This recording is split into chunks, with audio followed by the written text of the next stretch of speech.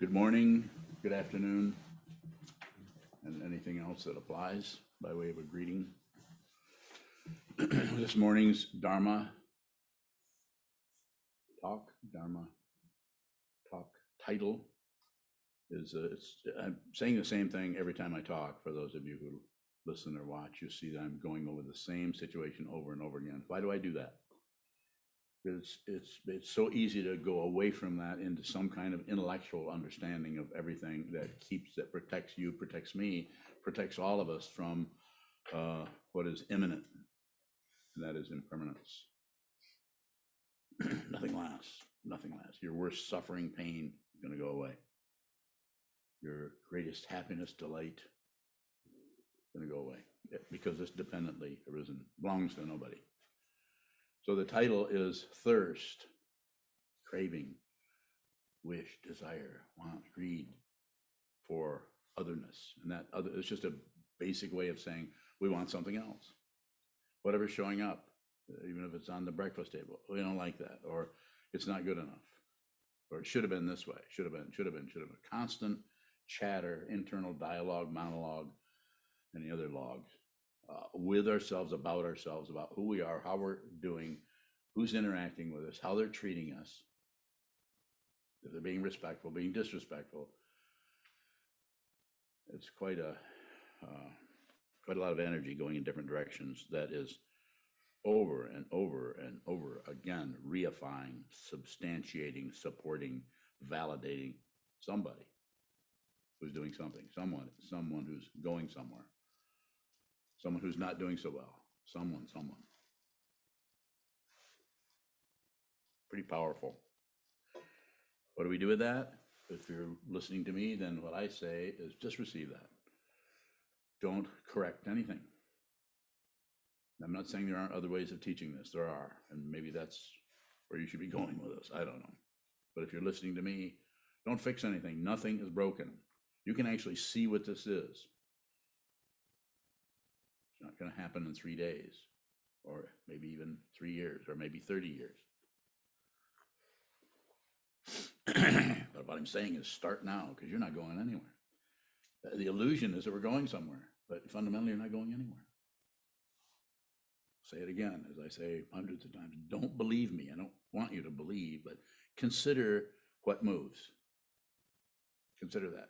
And this is why the basic instruction that's been around for centuries of shikantaza, just precisely this crazy thought, just precisely this wonderful, delightful idea about what might happen tomorrow at 3 when we meet someone, or when we talk to someone, or where you get a new job, or on and on and on. Thirst for that. It might be a thirst to have that go away. I've had enough of that. Why doesn't she divorce me? Those kinds of thoughts. Not that you would have that kind of a thought. Wanting something else. And when it starts to get ramped up and supported by 15 or 20 different stories behind it about who said, and then she said this, and then I didn't do that, but then. And it just keeps going in and it comes in and fuels the believability of the separation and the promise that you can actually get your heart's desire.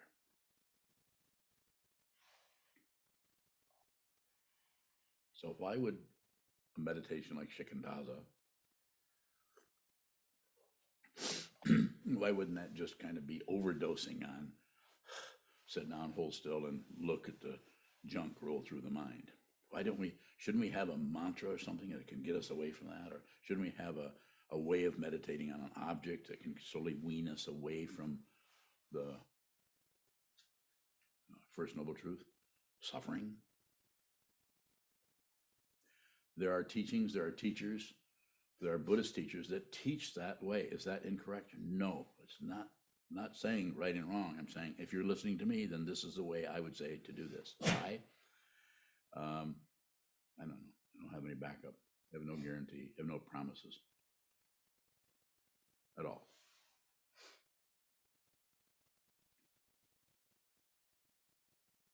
But it seems that if you just observe the clutching action of the mind, that initial movement away from what you're receiving into producing someone that doesn't like that, or producing someone that wants to stop that or change that or move it this way or move it that way.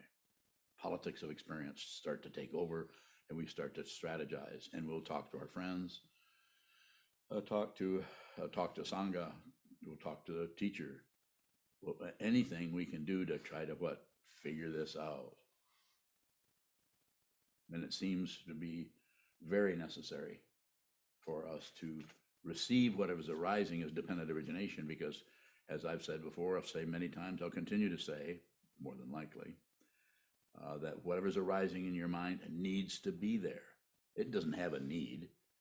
It's not separate. So there's no self nature to anything that arises, no matter how intense the anxiety or the suffering or the whatever, discombobulation, whatever's happening in the mind stream.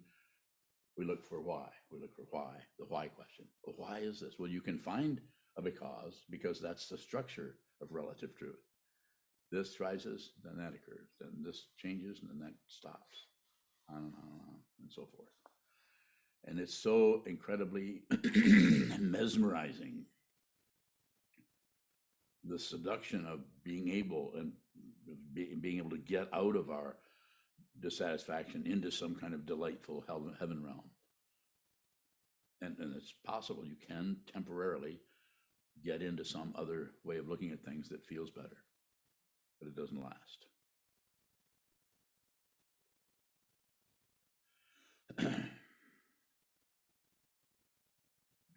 So for each person, this observing, this shikantaza, this awareness practice is going to work differently, because your particular karma, the causes and conditions that even brought you into this room or into this Zoom amphitheater, whatever brought you here is your particular cup of tea. That's what's happening. So you need to look at that. This doesn't mean you need to come here. You don't need to come to the monastery. I don't have to be your teacher. Don't do anything unless you have to. I'm not saying stay away, but I'm saying really look at the intention for everything you're doing. It's so important. So important. There's nothing you join here. This is not a club. It's not a cult. Nobody's being ordered around at all, whatsoever.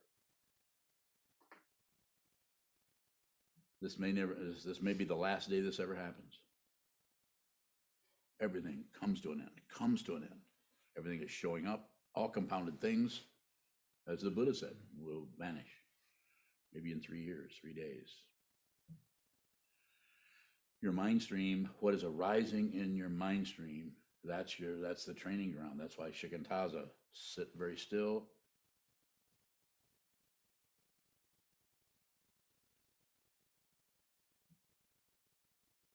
Just observe whatever is moving in the mind stream.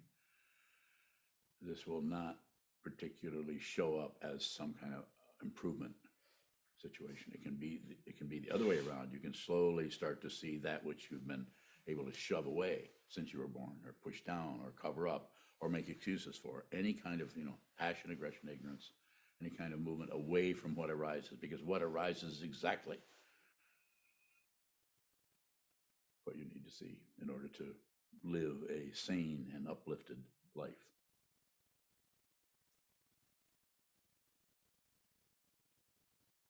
And each person gets a different dose of that, something different is served. If you were to treat it like it was a meal that you had to eat, everyone's getting something different. Some people have to eat some pretty distasteful stuff because of dependent origination, because there is no solid self there, but there is consciousness there.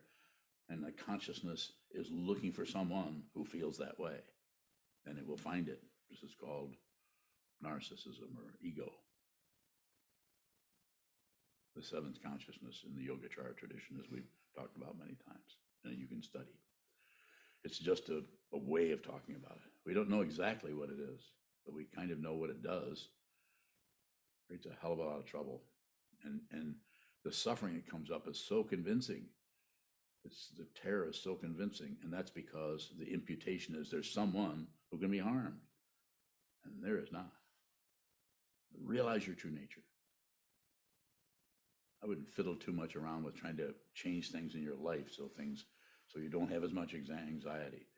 That being said, maybe you do need to go that way. Maybe you don't need to meditate at all. Maybe your particular situation, the structure of that might be such that you really need to talk to a psychiatrist or a therapist or do something totally different. I don't know. But I do know this. You need to do it. And that may be not doing anything unless you have to do it. If you consider that particular, it's not all that fancy or that profound or philosophical, but look at all the things you do not have to do. Take an attitude like that and you'll see, and then the motivation for doing anything starts to become more transparent. You're able to see more deeply why you're even going this direction. Sometimes the reason for doing something can be kind of embarrassing. Ego mind tends to be very proud and not too happy with motivations that start to show up as being selfish when you're trying to be so kind and helpful, and there's these selfish motivations in the background. What do you do with those? Just receive them. It is so difficult to do this for all of us to just be genuine. Whatever rises in the mind stream needs to be there. It comes with a ticket to ride. If it shows up, you got it coming. Not you, because there isn't anyone, but the causes and conditions that are rising in terms of this particular body-mind complex seem so personal. This is my hand. This is my coffee. Possessor, the possession of things. My thoughts about, I've been thinking about this. I've been thinking about that. It seems that the sitting practice of meditation, if it's practiced over a long period of time, that we get so that we are able to see the spaciousness of our thought patterns, even though the thought patterns are distressing or causing more anxiety. We are able to see the spaciousness around that. This takes quite a while. This takes quite a bit of intention. I'm not saying you couldn't do this in a few years, but it's very unlikely. What am I saying? Oh, you can do what? You can see what's true, so you can stop operating out of the motivation of a self-centered individual who's full of themselves, even though their outward veneer or their outward presentation is very kind, loving, and they're always doing everything to help others. Good show, but it's a show. You won't know that it's a show until death comes without warning, or you might get a few you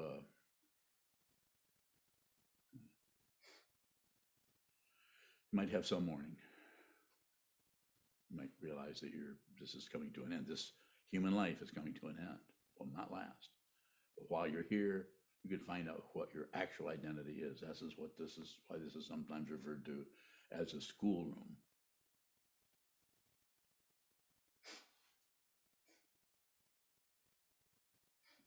It's different than the relative truth of do this and that happens, do this and that happens. There's something to that to a point, but looking for some kind of a result or something that shows up that means that you're getting better, meditation is working. Meditation is not going to work, at least the way I understand it. But it will begin to reveal who you are, what this is, what this life is, what your fundamental motivation is about. I can take some questions, or I can continue to talk.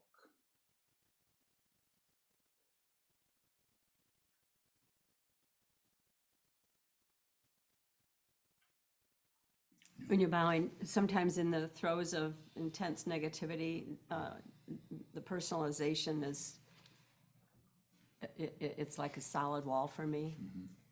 When that's occurring, I want out of it. I want it released. Mm-hmm. What's your question? What is that solid wall? Dependent origination. There's nothing to do with you.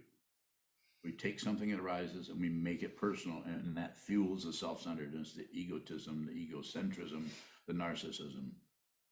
And then it depends on the karma that is arising in your particular mind stream. The karma brought you into this path. So what's happening to a politician in Georgia or a talk show host in California, what arises in their mind stream, if there's no mind training there, then it will just be accommodated. It'll just be true and they'll function out of that. Or it'll be untrue and they'll push it away or shove it down or talk another direction. You have the opportunity to look at it directly and see what it is. It is because it is dependently arisen, it is unreal. I don't care how bad it feels. Because the actual feeling itself is dependently arisen. There's no one who feels that way. There's intense suffering. It comes and goes different with everyone. But there's no solid personhood there. It sure feels like it. That's the illusion. It feels personal. And so rather than talk ourselves out of it, use some kind of logic. Well, this shouldn't bother me. I shouldn't feel this way. Yes, you should.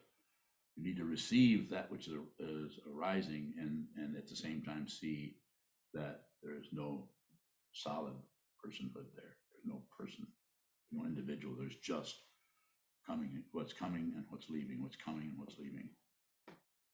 It's dependently arisen. This is why it's sometimes pointed out, like His Holiness the 16th Karmapa, when he was, just before he passed away, said, nothing happens. And that is, the expression of that just means that there's no, what is occurring is an illusion. No matter how solid it is, it's still an illusion. Everything that occurs does not last, has no substance. So in that teaching he gave, nothing happens, is that recognizing Buddha nature? That's a relative way of seeing ultimate truth, yes.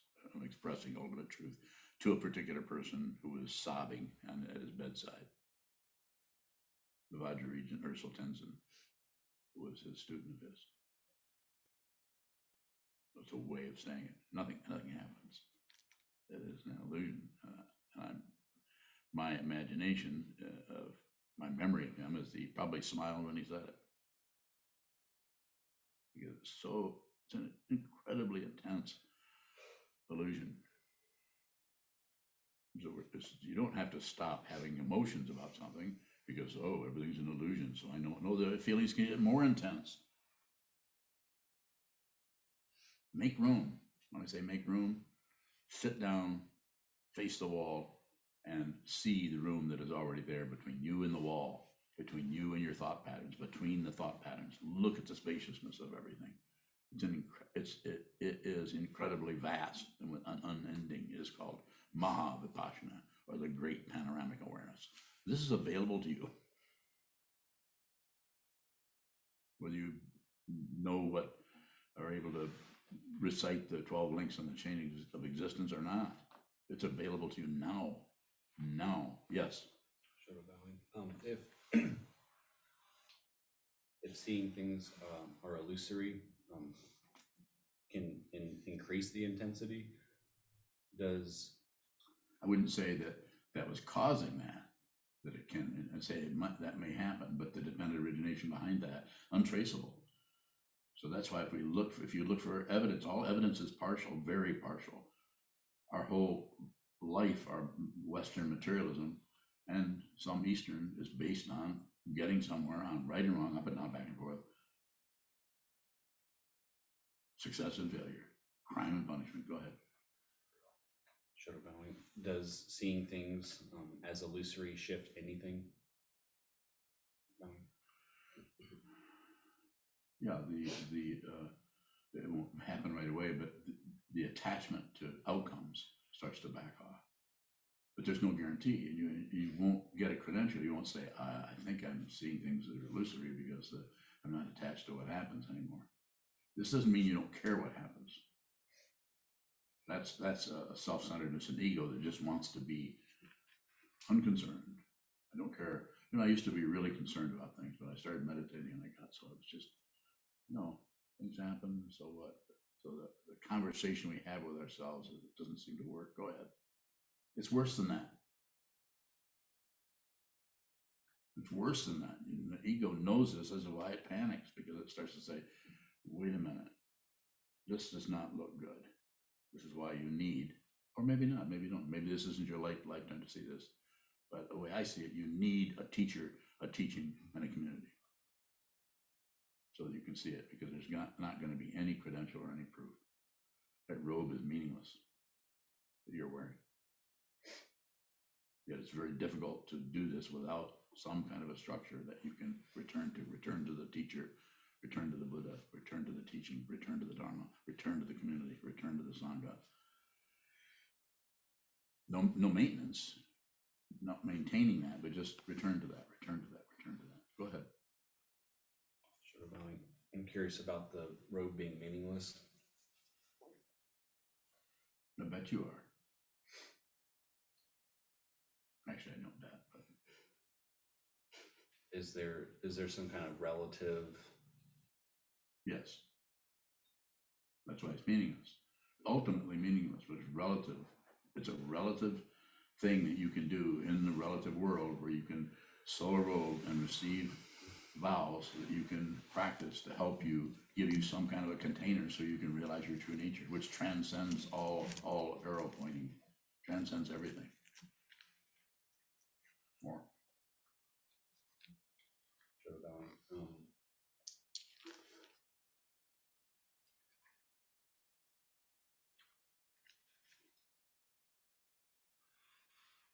it's not coming to words. On bowing, you say consider what moves. How do we consider and depersonalize? How can that consideration be depersonalizing? Just watch the movement. Something's coming, something's going, something's holding still, or something's whatever it's doing. There's nothing extra is added to it. So this is why a shikantaza is just sit down, hold still, sit symmetrical, hold the body still. The body and mind are not two different things, nor are they the same thing. The what is happening here can't really be addressed. You can't particularly hold the mind still, although sometimes mantra is used to get some kind of say-so or some kind of connection with stability there. But just sit down and hold still as you can without being rigid or macho about it. Watch the continued movement of the mind and see that what comes and what goes, what hangs around is unreal. But there's still form, as it says in the sadhana, vividly unreal in emptiness, yet there's still form. Wonder bowing, in that regard, what is the difference between watching a movie at a theater and watching our minds on a cushion? Same thing, basically. Just watching the interior film strip go, come and go, come and go. It doesn't mean that there aren't things that are happening that are connected with something that happened yesterday and something someone said to you, or something about your job or your family, or it doesn't mean that those don't tie in, but you can't actually think about anything. I mean, you can't just, I'm not going to think about anything but what occurred. It's impossible to do that, because what occurred has its own dynamic. And if you go in and think about it, then you're projecting onto what occurred. You can't fundamentally know what occurred. Therefore, nothing happens.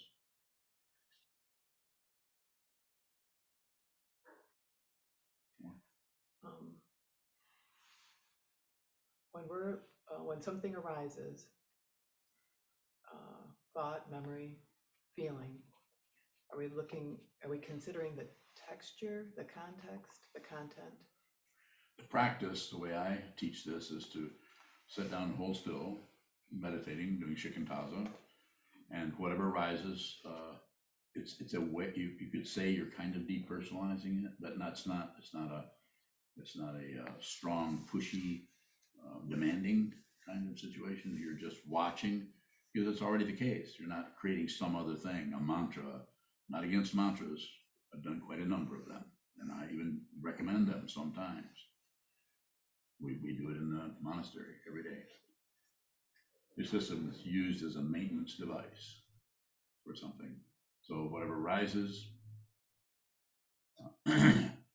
when we look at what arises and rather than add to it or have commentary, rather than do a bunch of math around it, or a bunch of calculations, instead, we just look at the texture of it. In other words, whatever arises, whether it's in auditory or whether it's a visual or whether it's tactile, in our taste, in our smell, or in our mind stream, it has a texture to it. And that texture is an aspect of form that doesn't have any particular story around it.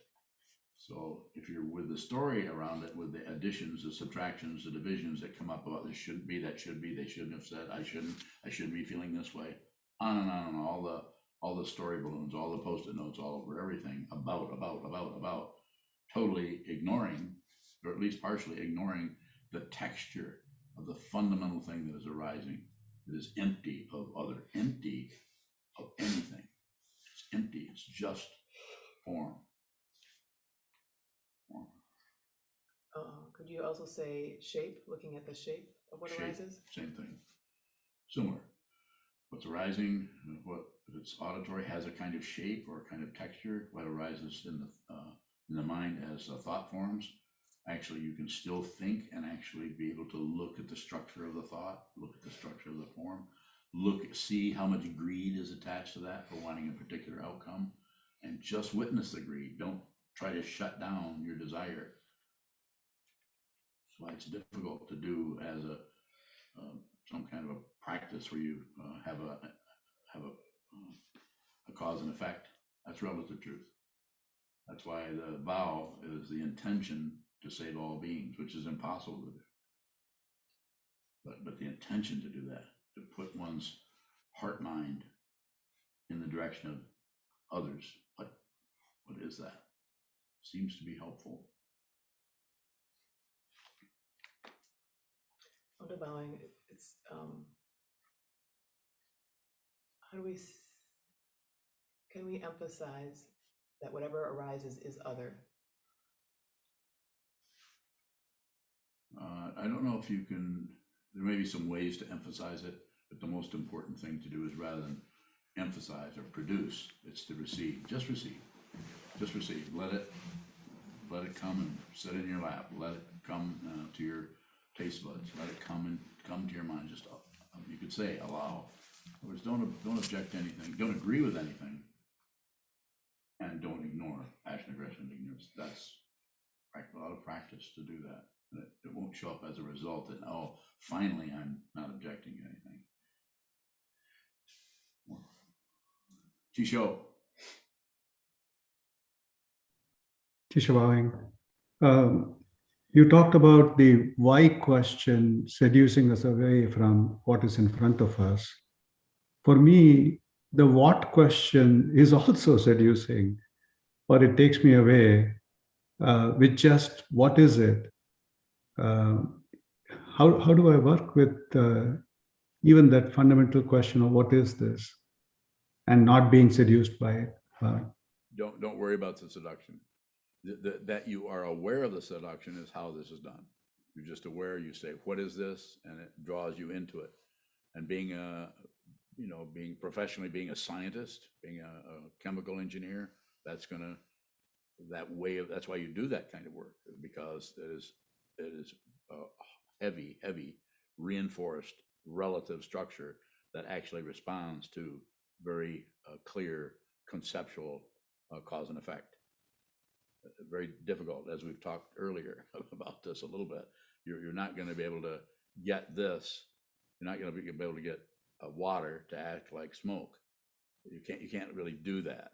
But you can, if you're just looking for effect, then we could make a movie about it and use special effects and get that to look that way, because it responds to the desire to produce an illusion, just like the mind does. It's illusory, just like daydreaming about something. I'm sure you all have noticed. You can just pick out anything and just daydream about it. Something is going to happen. Like Mason's daydreaming about Nepal. No, I think there's something else he's daydreaming about, but I won't mention that. And then Kurt's going to Japan, so he's probably daydreaming about, is this wrong? No, daydream all you want, but just be aware The idea is to be aware of the quality of consciousness going this way or going that way, and no obstruction. It's an open dimension, walls of the mind, Mukkei Geiko, that is mentioned in the Heart Sutra. It's not about getting rid of the walls, or even though it says without walls of the mind, it's about seeing that there's walls, see the chains. That which sees the chains is not chained. Yogito. Yogito Bowing, if greed or anger or one of these things arises and immediately we see or feel disgust or dislike of Yes. that, is that moving away from it? See you're feeling it? Excuse me. No, not necessarily. It's if you do something with that, you just see that and feel that, and and you try to reject that or try to get rid of that feeling. And another way of getting rid of something is to actually try to accept it. Not a good idea to just accept. Don't do anything with it. Any movement towards, away, or shutting down is actually reinforces the illusion of otherness that is real, that you can get away from that bad stuff and you can get to the good stuff. Simply put. Sorry, A few questions from YouTube. go ahead. Isaac Leon asks, is the thirst for something else passion? Yes. You don't have to get rid of passion. You should enjoy yourself. It's different other ways of looking at this in the past have been be celibate, don't enjoy yourself, don't eat anything after noon or lunchtime or something. All kinds of ways of trying to control the passions and control the desires. Baloney.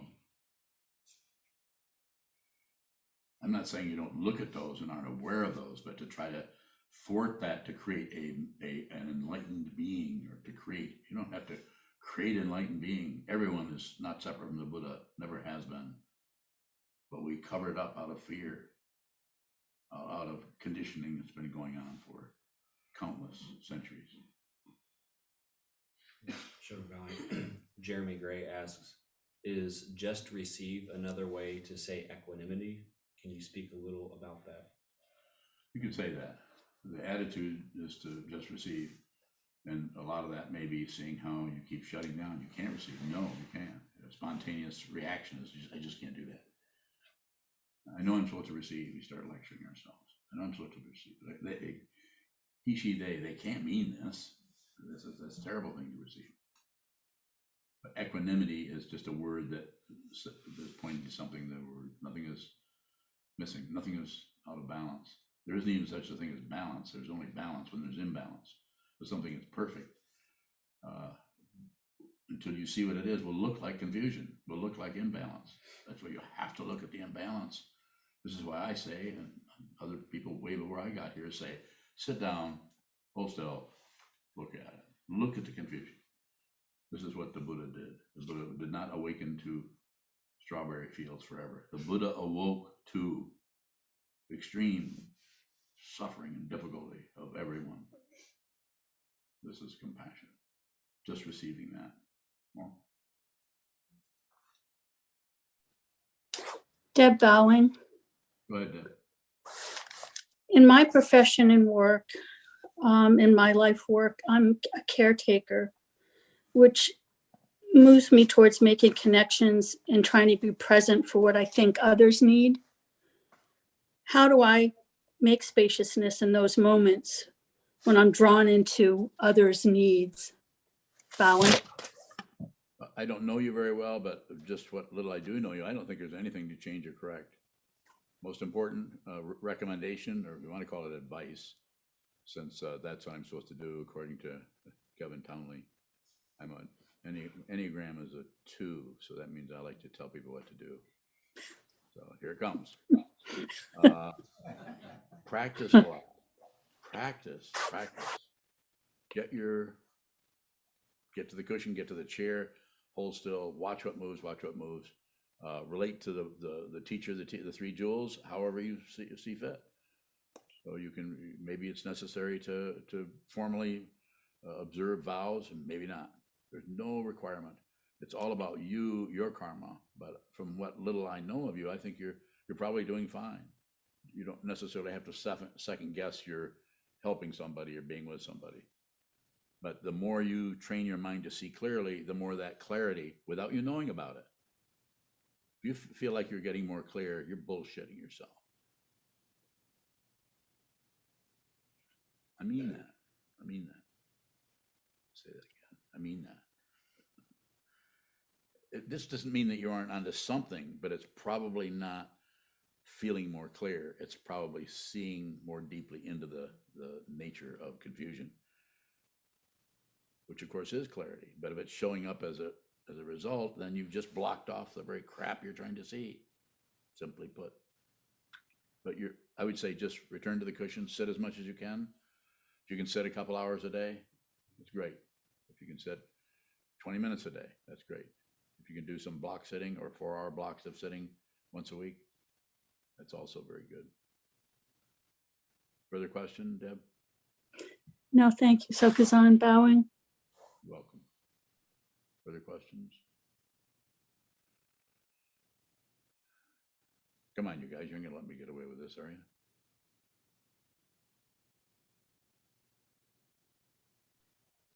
Christina bowing. Thank you, Christina. What's up? Thinking about cause and effect, dependent origination, and hunger and thirst. So do we thirst for this sense of cause and effect, bowing? Well, there's something to that. If I'm understanding your question, we have a craving or a desire to see the truth. So, but that can get very mixed up with all kinds of other things. Well, the way you see the truth is this way. You have to do this and this. You have to do this many mantras. You have to do this. And I'm not disagreeing with that. If you have a teacher that is telling you that you need to do this or that practice, you should do it. If it's your teacher. So I'm not saying there's a right and wrong part, the right practice. It's just an incredible misunderstanding of the whole thing. So yes, you would want to know what is the truth. And then if you find a situation, find a teacher or a teaching or a community where that is being looked at or considered, rather than just trying to get you to believe a certain thing or get control of you or get you to join something, that's more cult behavior.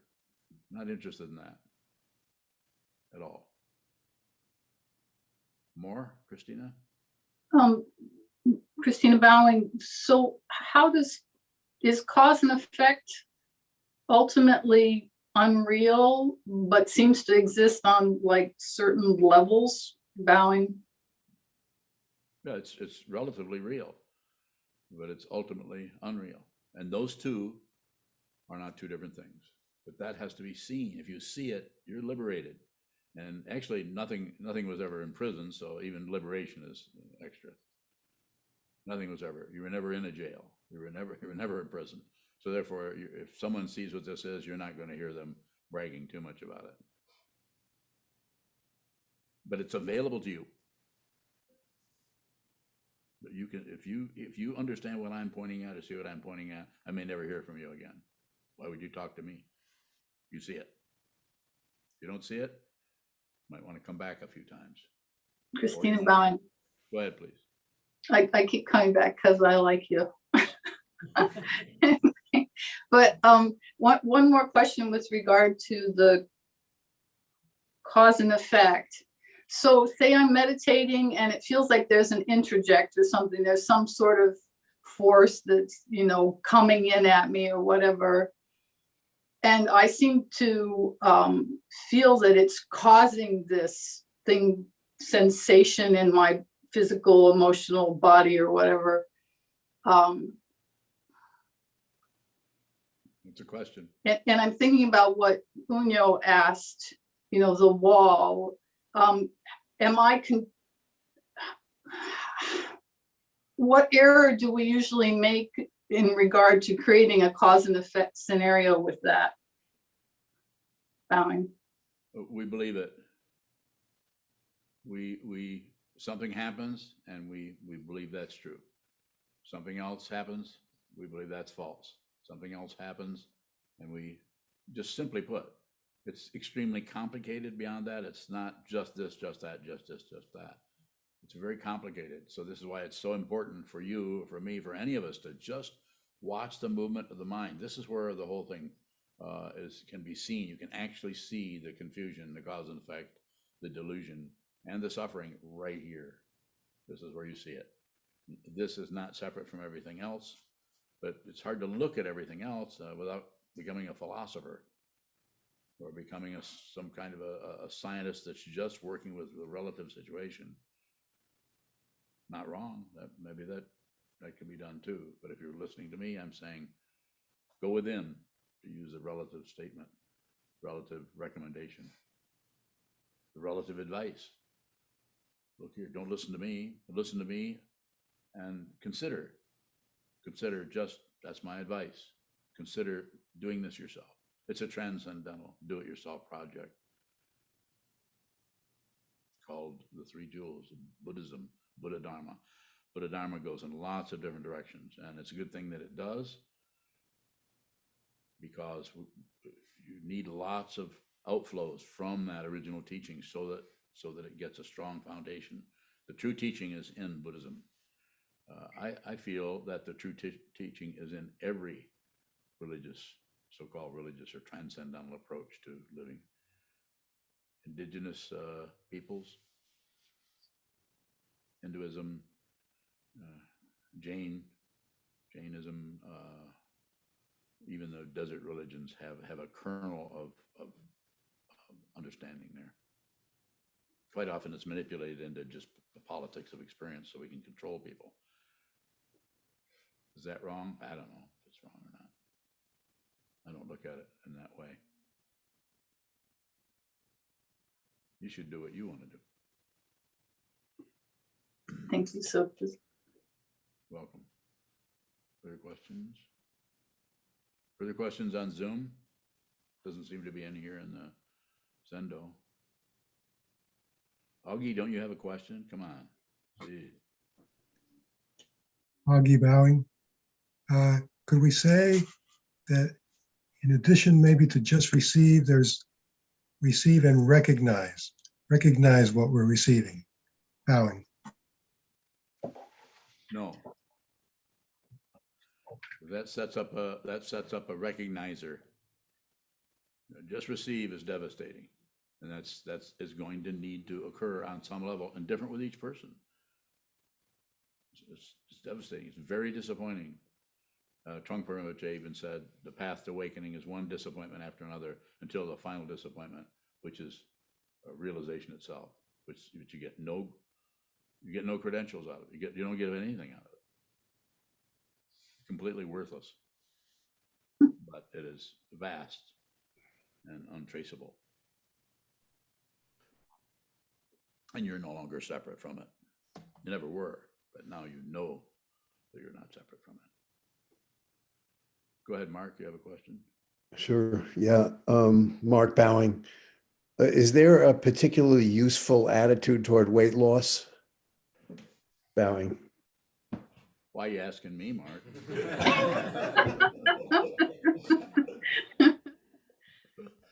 That's a why question. I have no idea. I'm sincerely, I have no idea. I could go on with my weight loss, weight gain. There's the dependent origination there is completely confusing to me. And I don't know, but I'm not sure if that's even what you're asking me about. I didn't think you were asking me what you should be eating, but diet, but. That would help. That would even be helpful. Well, eating less doesn't seem to work. Fasting doesn't seem to work, as you know. Eating this food or that food. It's so complicated, I think. But the attitude I would say is just do the best you can. The most important thing you can work with is the mind stream, is to observe what happens in the mind stream by adding as little to it as possible. So speaking of a diet there, I've given a talk on that maybe a few times, the ego diet. Put the ego on a diet. Less is better, less of everything other than looking at it. Meditation practice. And we might have to spend some time seeing the way the ego is gets its support through, ego can get support through success. Excuse me, I'm so successful, I'm getting ahead of everything, I'm getting an advantage, or it can get it through failure. I'm such a terrible person, nothing ever works. Here I go again. You know, I'm so caught up in my negativity and I want to end my life or whatever. And then we take different directions, as you know. Is there some specific question about that? Like anything, something I'm missing about what you're asking? No. Okay. Human bowing. When we want something different, do we need to know whether we're pushing, pulling, or looking away? Bowing. You know, that would be pretty obvious. If you're a meditator, you're gonna get an idea how that works. And again, don't change it. Don't stop it. Don't start it. Don't fuel it. Don't. It sounds like a donut shop. Don't do anything with it. And that's difficult because the impulses, the more clear it becomes, quite often the sharper the impulse is. I just gotta stop that. That's just crazy. That circle is just crazy. Look at the craziness. Be the craziness. Be the shit that you're trying to get rid of, at least for a little bit, so you can get an idea how it works. This does not feel good to that aspect of the consciousness that is clutching at self-protection. There's some kind of paranoia about something's going to go wrong. Nothing's going to go wrong. Human bowing. Is there a before and after to the thirst bowing? No, unless there's some kind of imputation around it, that may work for a little while, but fundamentally, before and after are extra and seem to protect us somehow. Well, that was yesterday. Well, this hasn't happened yet. Human bowing. Is there something that... Will you stop asking me questions? Is there something that empties out before the thirst happens? Bowing? It doesn't need to empty out. There was never there. That's what happens. It was never there. So you actually you actually are a human form, and you're living in a dimension that isn't even a dimension. It's just that everything that occurs happens in that situation. So there's no otherness to it. Sometimes it's in the teaching, it's called emptiness, but it's nothing to maintain. You don't walk around not believing in anything because everything is empty. That's more path quality. That can happen as a path, but the ultimate realization is not separate, which is flat out ordinary. Tamogeshepa is a word that Tibetans use. Ordinary mind. Did I pronounce that correctly, Mason? I don't know what you're trying to pronounce. I probably didn't pronounce it correctly. How's it spelled? Oh, you're expelled? I didn't expel you. Oh, I see. Propelled. It's THAMALGESHEPA would be my phonetic. Tamogeshepa. I'll try to look it up. You can look it up, okay. You have a question? Sometimes you'll say to put a little tension on something, and I'm wondering when the putting a little tension becomes shutting down on something. I think you would know. The tension is just it brings you into that area where you can feel how much you're compelled to go into something. So it's another way of talking about a kind of discipline that is more about awareness rather than try to control or get a result. A kind of macho approach to it. Just a little bit of tension there. And then notice that it just caves in and goes that direction or backs off. That gives you an idea of how much energy is happening there. Quite often based on fear of being wrong, fear of not getting what you wanted. You have a puzzled look on your face. Is that a good thing or a bad thing? Probably bad. Yes. It seems like there's some quality of watching an oscillation that's showing up for me. It doesn't necessarily feel like a credential. Is there still a credential there? Probably not. Just oscillation, just watching the oscillation. You have to get a credential. You have to leave what you're looking at for something about it. And if you're looking at it, you won't really know what it is. Might not even know whether it has any value at all. It's just a movement. It's just a movement. It's just a mudra. Everything. This is called Maha Mudra, the great gesture, because it's not separate. It's just a way of talking about it.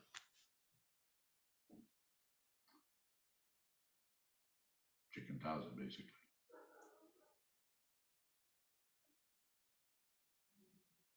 Any questions? Jessica? Jessica Bowing. I'm looking to see if you have a recommendation around a relative situation. If you're living with somebody and you have to communicate with them a lot, but that person is really oriented around praise and blame, so communication kind of gets filtered through that, makes it challenging. Do you have any recommendations on working with that, Bowing?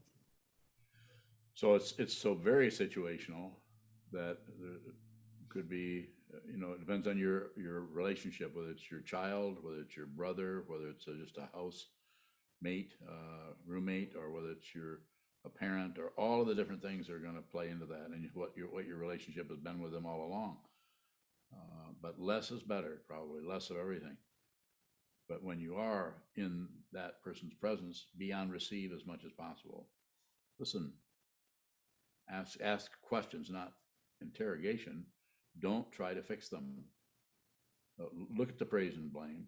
Don't try to teach them anything about how full of desire for praise they are and how they're defending themselves. They're probably very intelligent, and the best way to work with them is to let them see it. And you're not going to be able to, they're not going to have any ability, any space to see it if you're going after them or correcting them or trying to function as a teacher. Don't teach anybody anything. Don't teach unless you have to. Don't teach unless you absolutely have permission from somebody. So I would say in that situation, just I'm not sure what dynamic. We could talk about it sometime in an interview if you like, or if you don't want to, that's fine too. It's up to you. But I would say less is probably better. Receive as much as you can.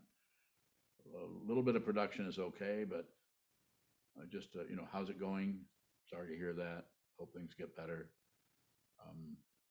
But not particularly being sucked into complimenting them so that they feel better.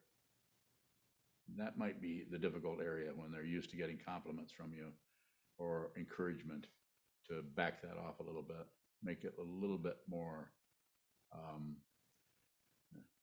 you're not going to be mean to them, but like they have to be responsible for the feelings that are coming up in their mind, rather than you're going to fill in the gaps with, I really love you, it's really great, everything's going to be okay, you're doing really good, I really like the way you did this, or that, yeah.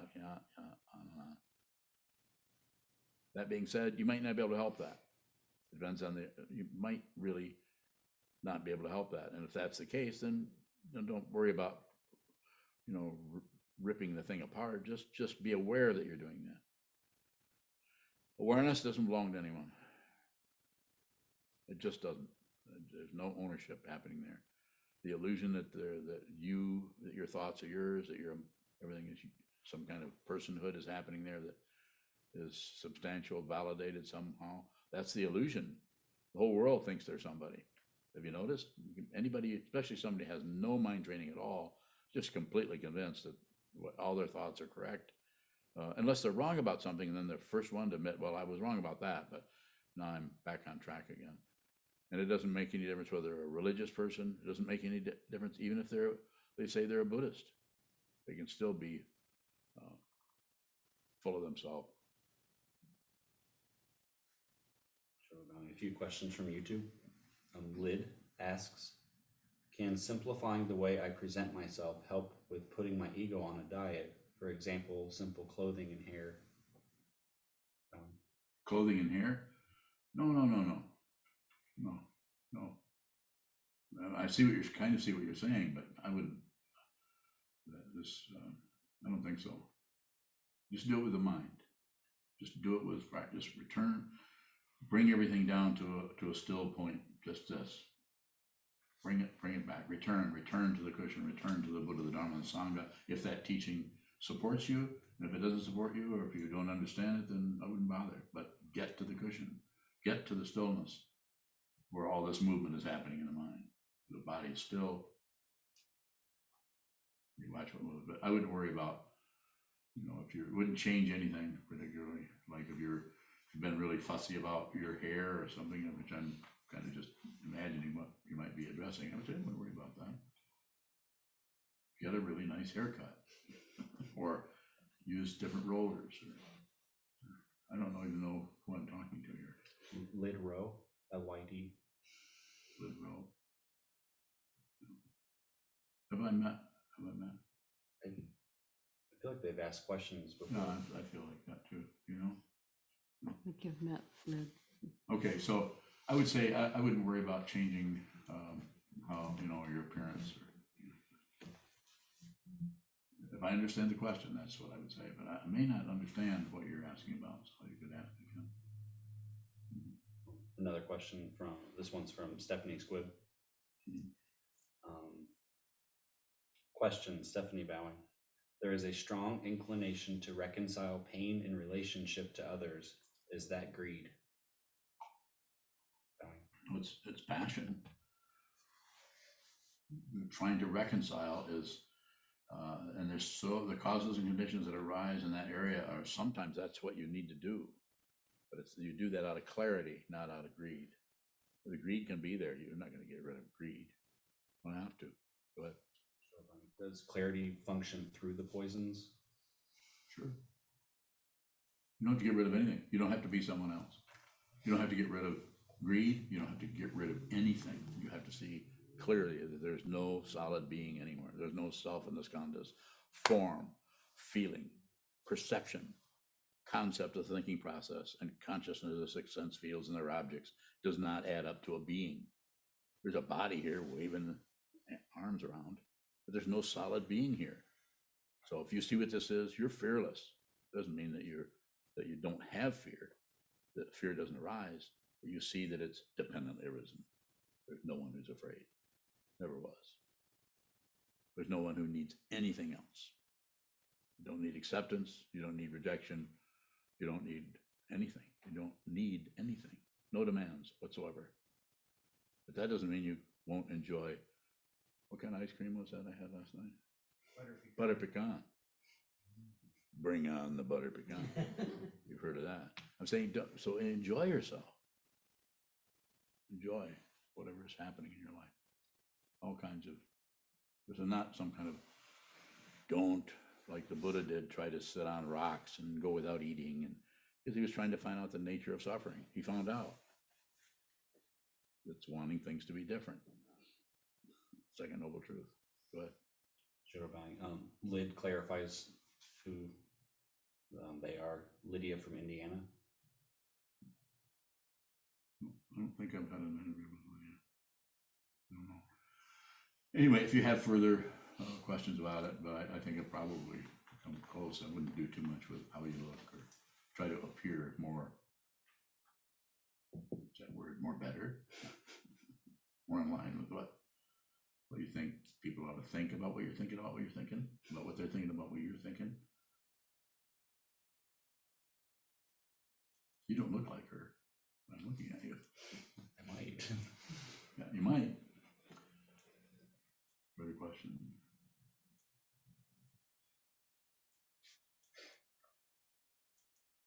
Any further questions?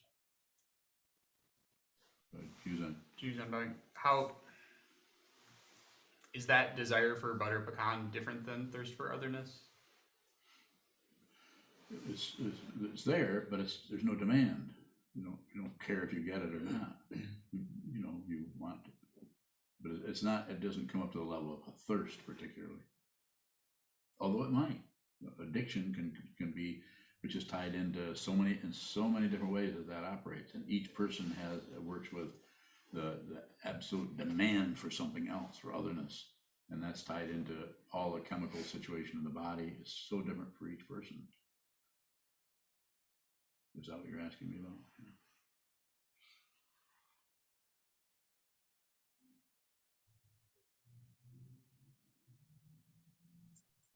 Augie Bowing. Okay, go ahead. I had a question about related to the first instruction in your new book.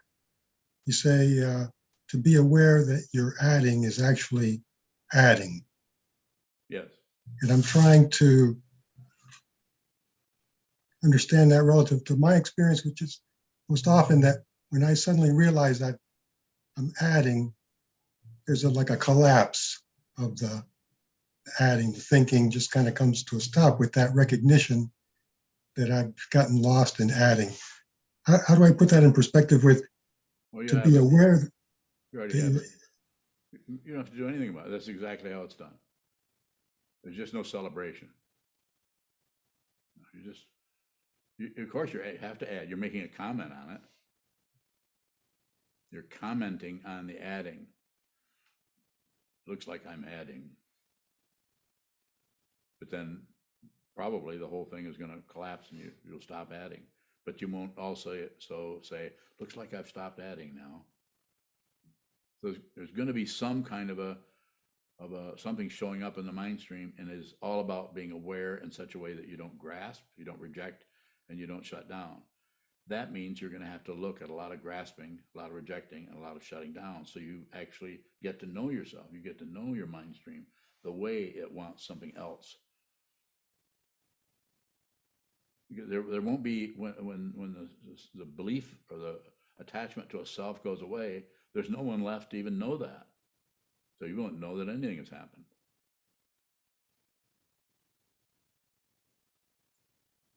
It's a good area for questions if you're able to come up with them. Go ahead, Augie. Augie Bowing. The doubt I guess I've had is that the collapse is an old habit of shutting down. Bowing. Probably. No, there's no, the shutting down just stops. The grasping stops. And what's that other one? But it doesn't stop completely. It continues because it's dependently risen. You don't own your anger. You don't have to get rid of your anger. It's the belief in a self that's angry.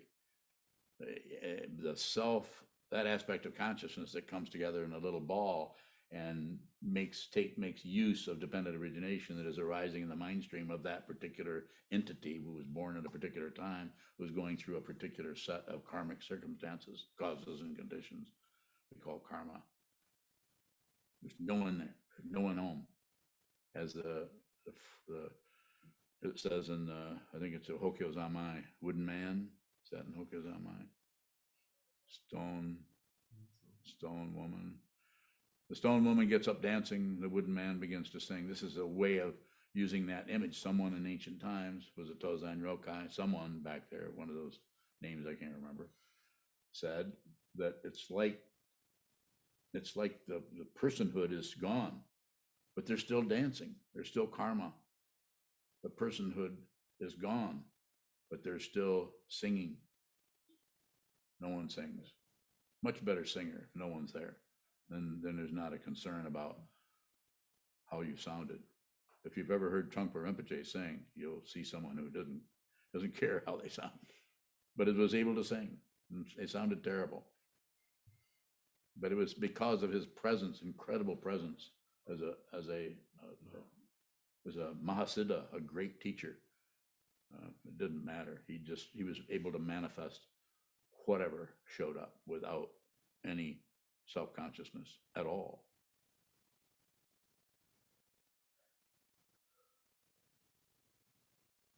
Thank you. Welcome. Sir. Is self-centeredness somehow a thirst for otherness? Yeah. Wanting to be somebody that does this, wanting to be somebody that has that, wanting to be somebody that is, so it's very subtle. It can get very subtle if it's just about your own thought pattern, but those are still other. If there's a being that is thinking, then the being is the subjective side and the thoughts are the objective side. I am thinking about going to the store and getting some ice cream. You want me to bring you some? What flavor? Chocolate. Why do you want chocolate? Why do you always pick chocolate? You know I hate that.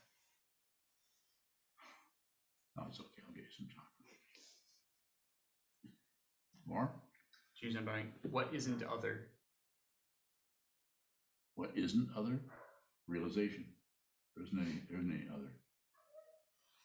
Everywhere you look, you just simply put, and this can maybe helpful, may not. Everywhere you look, you don't see anything else but yourself. You don't see anything but this. It's just a way of talking about it. You don't even see yourself. You just don't see anything else. The elseness, the otherness, empty of other. It's not something I thought of. Just something that when I heard that teaching, that's how it looks. It's a way of talking about it. As I've said many times, I don't teach out of what I know. I teach out of what I'm looking at. And you can see this if you're interested. If you're not, then do something else. You're a monk, so you're probably interested. Go ahead. Choose unbowing. Is devotion a thirst for other? No. No, a devotion is the closest thing, other word that would be, it's about you. It's about you. It's not just about what you're devoted to. It's about the act of devotion, the intending, be with all things. The teacher, if they're a true teacher, is someone that you can pour your heart out to and will receive it, but there's no one there. That's why it's complete reception. And that's how you begin to see that you're not separate from that. You're not separate from the teacher. The mind of the teacher, the mind of the student, not two separate things. Never were. But there has to be devotion. There has to be some kind of ongoing direction.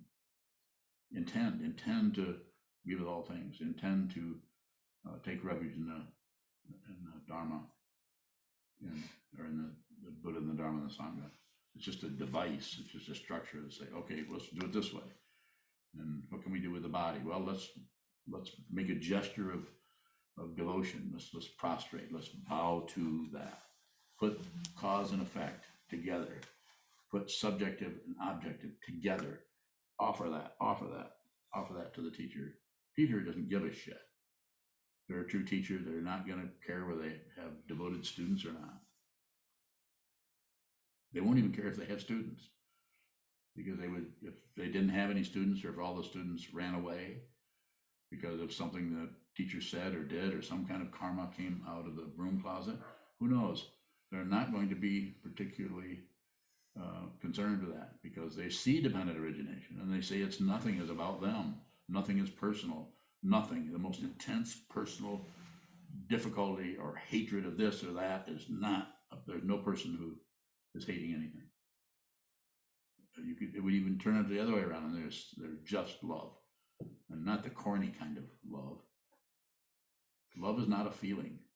The grasping kind of love is definitely a feeling. I love that. How about you? Well, you can't have any because it's mine. You can't have that. Did you want that?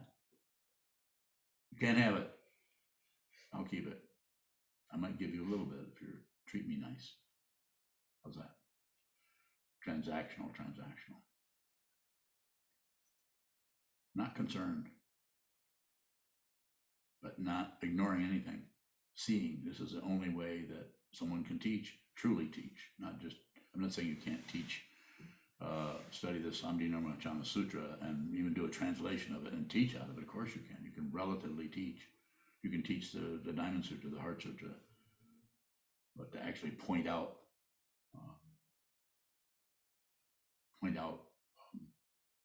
reality, you have to have what? Student? A student, yes, wonderful. Very good. Choose unbowing. How does an intention that has duality built into it, like save all beings, be with all things, address the thirst for otherness? It's just using that same dynamic of one, using desire and bring it together so that the desire is in a direction that has an ultimate understanding that really begins to transcend, like the vow that transcends karma is the vow to be with all things. Whatever happens, it's got me. I'm there. I'm there. Whoever needs my help, I'm gonna help them. That doesn't mean I'm gonna necessarily do whatever they want. That vow to be with all things, save all beings. There aren't any beings. There aren't any things.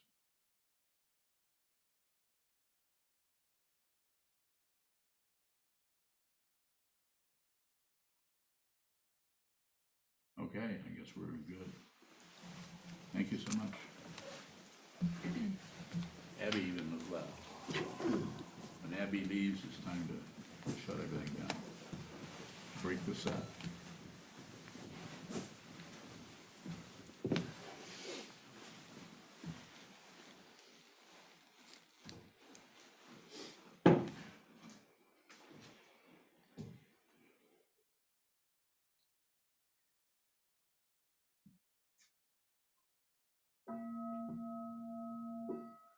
May the mirror of this penetrate into all places, so that we and every sentient being together can realize the Buddha's way.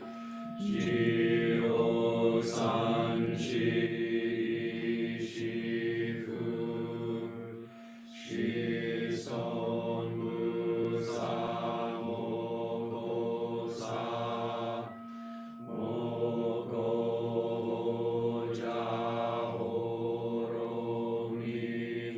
the 10 directions, the 3 worlds, all Buddhas, all venerable ones, Bodhisattvas, Mahasattvas, the great Prajna Paramita.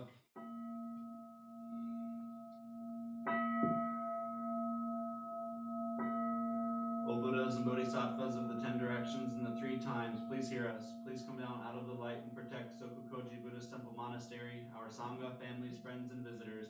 Heal everyone who's unhappy, sick, or suffering, and fill them with light.